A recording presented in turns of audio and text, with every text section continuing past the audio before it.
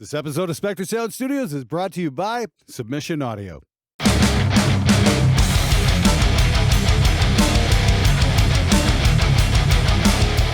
Hey everybody, how's it going? So today I'm at the desktop, and you guys know when I'm at the desktop, it's time to get serious. So the guys at SubMission Audio hit me up a couple weeks ago and asked me if I could do a demo on their new plugin called Double Tap. And I'm really liking it, but I'm kind of scratching my head on how I'm going to do this video because it's going to be short because it's really only got 4 controls. You take a look at it here, you've got low comp, all comp, and a couple of volume knobs.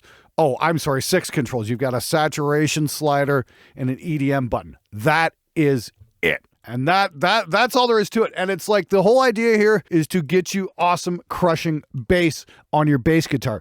And you know, it's like I've heard so many great metal mixes out there and they've got this amazing low end. And this guy right here is what's going to help you get that kind of sound. Let me show you exactly what's going on, and then I'll show you the controls and whatnot. So here's a mix I did a couple weeks back with my friend Charles from France, and we used this on another track, but check out the bass tone we're getting out of this because this is just absolutely knuckin' futz.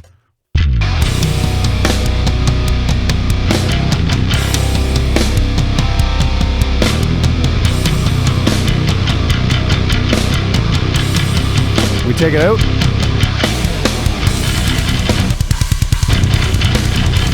Oh yeah.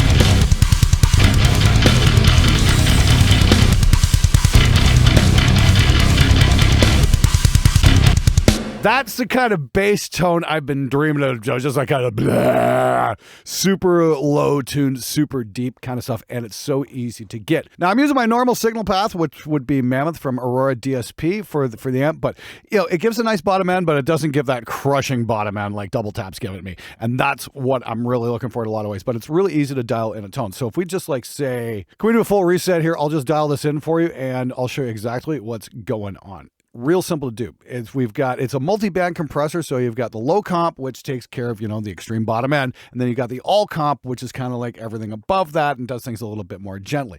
You got a couple of volume knobs, so you can press with this, adjust volume with this. Oh, I love that. Look at that.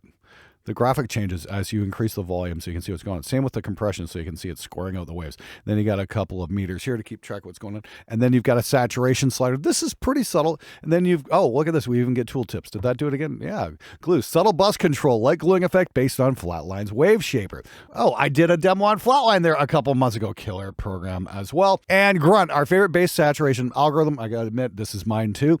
Tweaked and refined to perfection as aggressive parallel saturation to give the bass more presence in the mix. Really, really cool. Okay, so we were just starting out with it. Let's pull up Double Tap here, see what we got here. Here's our tone with everything set to normal. Maybe just adding a little bit and add a little bit of low comp here and a little bit of all comp. So this is going to give us our bottom end down here.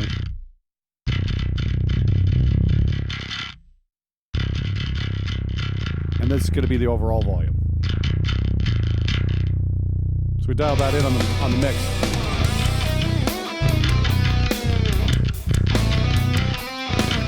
Wow, this is really powerful here.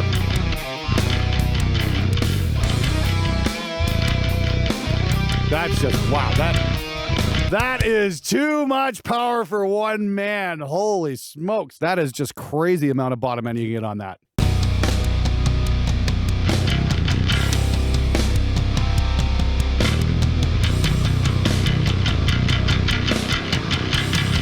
So you just dial this into perfection. See, now the bass might be a little loud. Bring up the bottom end a little. Bring this down a little bit. So I'm getting a little bit more bottom end, but because I'm turning the master fader down, I'm getting a little less clank. And then, of course, we can take this down here too. Yeah. Okay, that might be a little much. I can bring the master fader up. Or the bass fader up. That's really cool. If we want more compression, we can bring it in, but we want some of that clank. And then we've got glue and grunt. That's pretty subtle.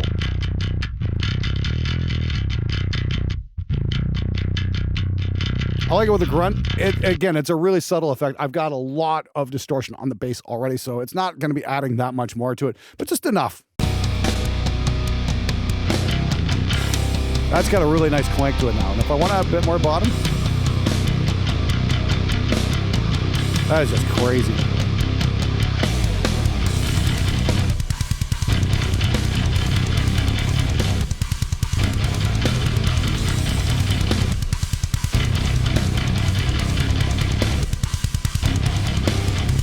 Yo, this is one thing I can say. It's so easy to dial in a killer bass tone like this. Like, one of the biggest complaints I got from my clients when I was first starting out as an engineer was, Glenn, we can't hear the bass. Glenn, we can't hear the bass. There's no definition on the bass. So this just kind of lets you really dial it in and get it leveled and get it to sit great, because this is a pretty aggressive compressor in my opinion.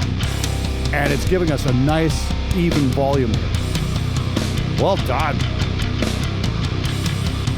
Now, let's be honest here. There's definitely some serious processing going on here. This is a multi-band compressor. It's based on some VCA stuff, and I've got VCA compressors all over the place. I've got a couple drummers here. I've got an S-type compressor over here. Even that Midas 522 I demoed like 2 years ago. That's a VCA compressor. VCA compressors are great. This is like a digital VCA compressor, which you're going to get on channel strips and whatnot. But they managed to simplify all the controls into something that works specifically for bass guitar. Now, the only other control on here is EDM. And that's not something I'm really using, because that's more for, you know, like program bass, that kind of thing, which I don't have on this. This is a real human playing bass here. That might be a little much. Okay, so that's really cool. I'm kind of curious if it does anything on a kick drum. I mean, like, it's not designed for it, but let's just find out. So let's just drop that in.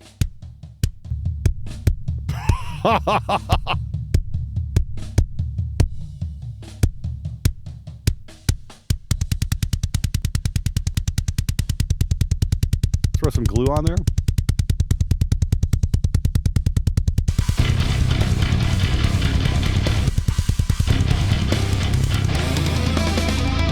Yeah, that might be a little much for a kick drum. I don't know. It'll work, but I've already got compressors going on and whatnot. I probably already got way too much top end dialed in on that kick as it is.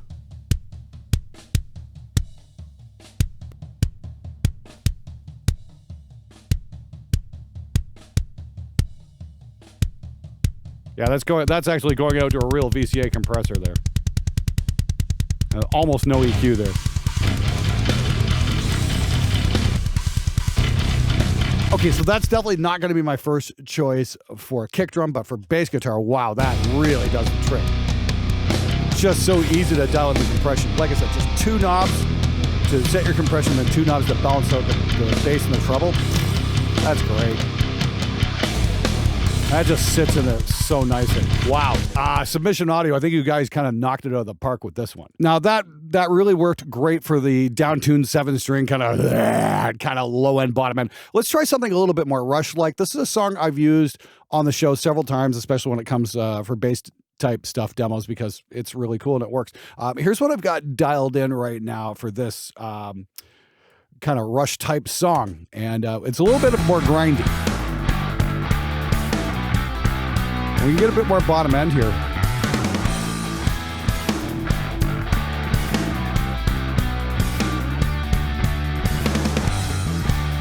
That might be a little much there.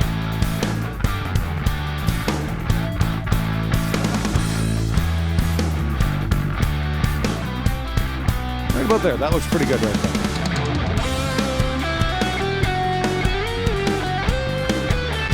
Okay, now this was recorded on a different session, obviously, and the kick drum might be a little thin sounding. I'm not sure what's going on here. What I'm going to do is I'm going to see if I can use double tap here to thicken up the kick ever so slightly. Let's see what I get here. Just going to drag and drop this into place. This might work on this particular drum. I don't know. That's definitely not working. Let's reset this. Let's try EDM, see what we get. Of course, we're peeking out huge here. Okay.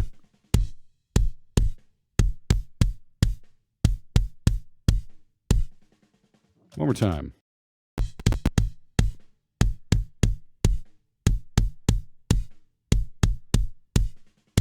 Just a few adjustments on my analog EQ on that.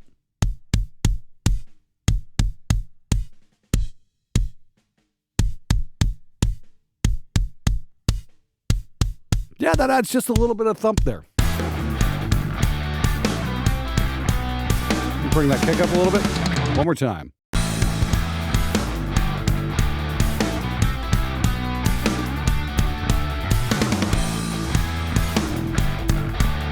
We take it out.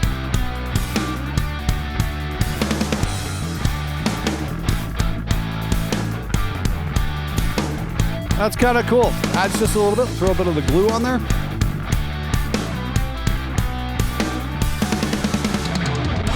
There you go. That actually worked on a kick drum. That kind of fattened up just a little bit. And it's kind of like what I was looking for anyway.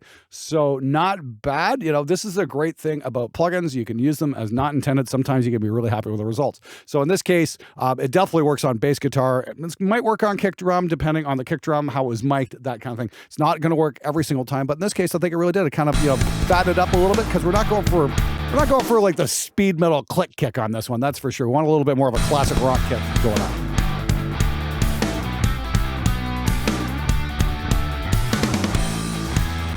All right, so I've just about got this fish. What I'm going to do is I'm going to run you guys a full mix with it, just balanced out a little bit more, but we're going to use double tap on the kick drum and the bass guitar. Hit it!